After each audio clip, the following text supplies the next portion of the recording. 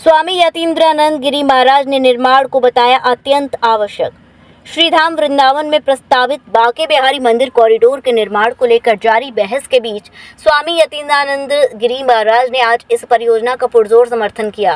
रुक्मिणी बिहार स्थित एक guest house में पत्रकारों से बातचीत करते हुए उन्होंने कहा कि वृंदावन एक ऐसा पवित्र स्थान है जहाँ भगवान श्री कृष्ण ने नंगे पैर लीलाएं की हैं और इसका कण कण ठाकुर जी से ओतप्रोत है।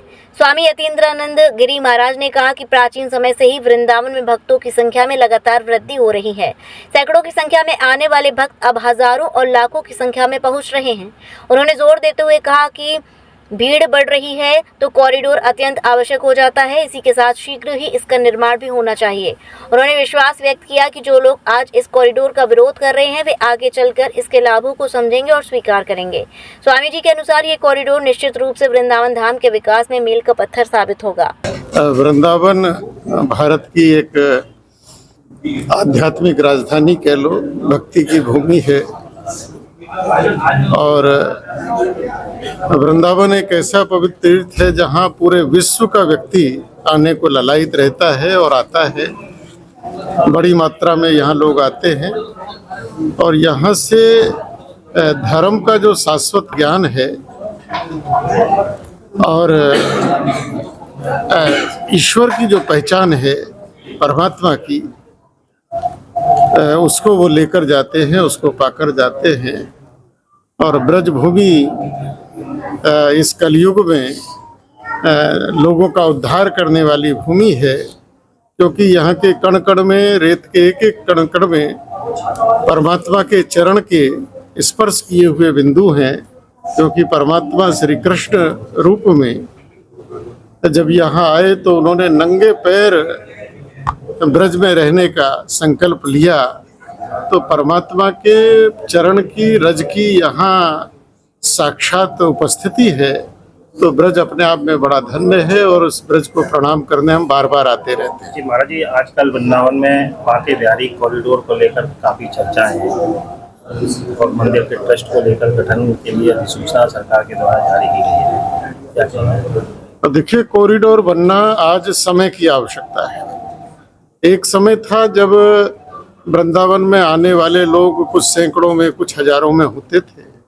आज लाखों में यह संख्या है। तो उस हिसाब से मंदिर का विस्तारीकरण, मंदिर का सौंदर्यीकरण, मंदिर की व्यवस्थाओं और भक्तों की सुविधा को देखते हुए कॉरिडोर का निर्माण होना बहुत आवश्यक है। और कॉरिडोर के निर्माण से केवल मंदिर ही नहीं, पूरे ब्रज भूमि का एक सर्वांगीण विकास, आर्थिक विकास, क्योंकि इस देश में आज बाबा विश्वनाथ की नगरी में कॉरिडोर बना, महाकाल में कॉरिडोर बना है और जगह जगह हमारे उत्तराखंड में केदारनाथ और बद्रीनाथ का बन रहा है। तो जब ये व्यवस्था दी गई तो आने वाले श्रद्धालु भक्तों की संख्या भी कई गुना ज़्यादा बढ़ गई। वहाँ राजस्व बढ़ गया, वहाँ का व्यापार बढ़ गया, लोगों में खुशहाली आ गई है। तो आज की परिस्थिति को देखते हुए कॉरिडोर बहुत आवश्यक है और जितना जल्दी हो सके वो बनाना चाहिए। अरे लेकिन यहाँ कॉरिडोर की योजना को लेकर यहाँ के मंदिर के जो सेवायत गोस्वामी हैं और आसपास के जो लोग प्रभावित हो रहे हैं वो लोग काफ़ी विरोध कर रहे हैं। देखिए, विरोध का मुझे लगता है कोई कारण नहीं होना चाहिए, क्योंकि हमारे यहाँ कहा गया है कि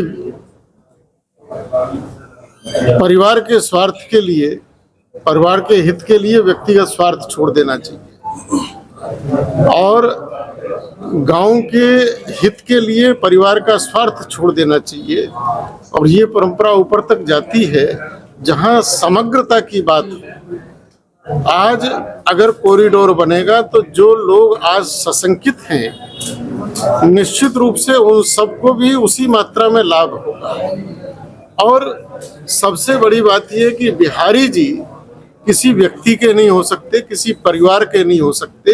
बिहारी जी सबके हैं, बिहारी जी विश्व के हैं, इस ब्रह्मांड के हैं, किसी व्यक्ति विशेष परिवार के नहीं हो सकते।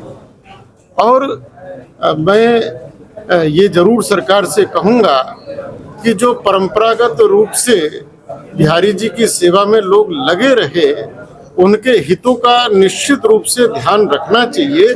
उनके जो हित हैं और उनके स्वार्थ नहीं, उनके जो हित हैं उनके हित को ध्यान में रख के उनके लिए भी कोई योजना बनानी चाहिए।